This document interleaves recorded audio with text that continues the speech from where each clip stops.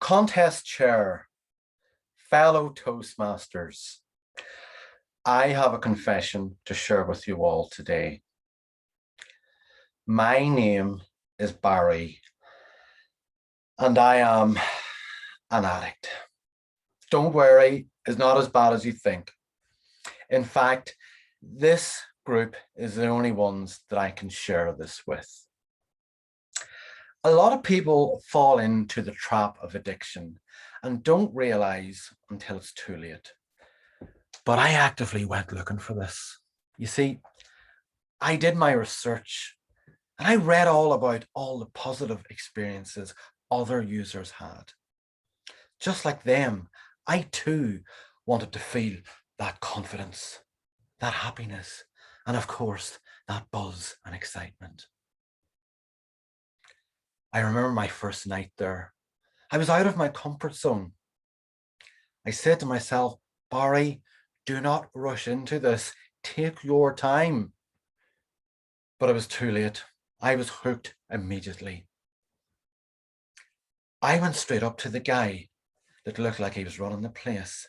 I got my wallet out, flashed the cash. I told him I was interested. And I said to him, can you sort me out? I'd be interested in that. Of course I can, he said. And he took my money. He seemed like a trustworthy sort of guy, and I thought I was getting a good deal. He gave me some words of advice. Just start off slowly and just do what you're comfortable with. You have my number. Give us a call anytime.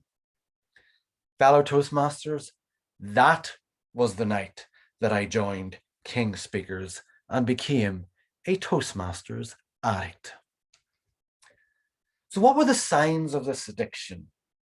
Well, the first obvious one was that I would clap at every available occasion. My girlfriend at the time, she told me she wanted to have the talk. And after she was done, I gave her a round of applause. Of course, I give her a great evaluation as well, and a commendation of how she could improve for the next talk. Then there was the Champions League final. My team, Liverpool, were playing Spurs. Liverpool got an early goal. The whole bar erupted, except me, because I was paying attention to the referee. You see, I had noticed the referee would start off with a yellow card, and then it would be a red card. Why did he not have a green card like Toastmasters? He could warn the players, let them know he was keeping an eye on them. And then there was my 12-year-old nephew, Tiernan. Like most young boys, Tiernan was very inquisitive and was always asking me challenging questions, especially when I was driving.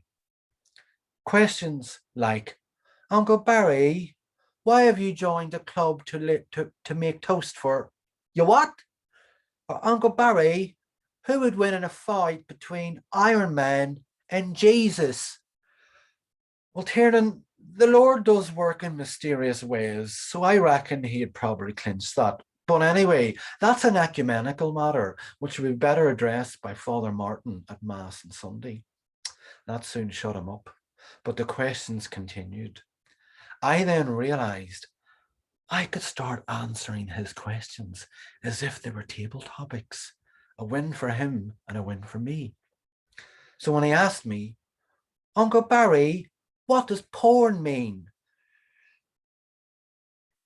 So I just slowly repeated the question, what does porn mean, Tiernan? Well, porn is an acronym for Prime Officer Royal Navy. Now, Tiernan, you know Boris Johnson is the Prime Minister of the UK.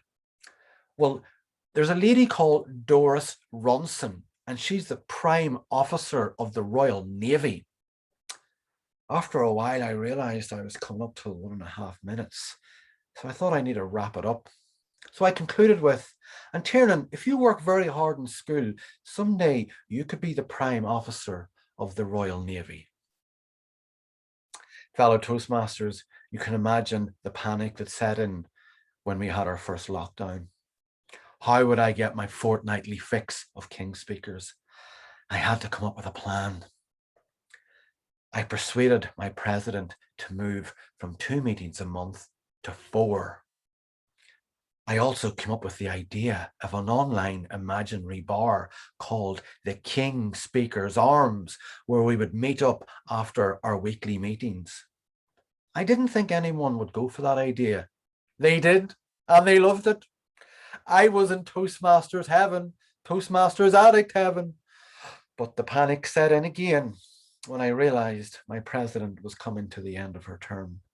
There was only one thing I could do, and that was to become the president of King Speakers myself. At the same time, my addiction slowly spiraled. Fellow Toastmasters, I've said enough today. I realize I have a problem, but I believe I'm not alone. If anything you've heard today has affected you, please reach out. You're not alone, and there is help available. Therefore, I have decided to set up an independent club called TATA, the Anonymous Toastmasters Addict. TATA will be open to all Toastmasters members to share their addiction stories. Come and join me. Together, we can beat this affliction one speech at a time. My name is Barry, and I am a Toastmasters addict in recovery, contest chair.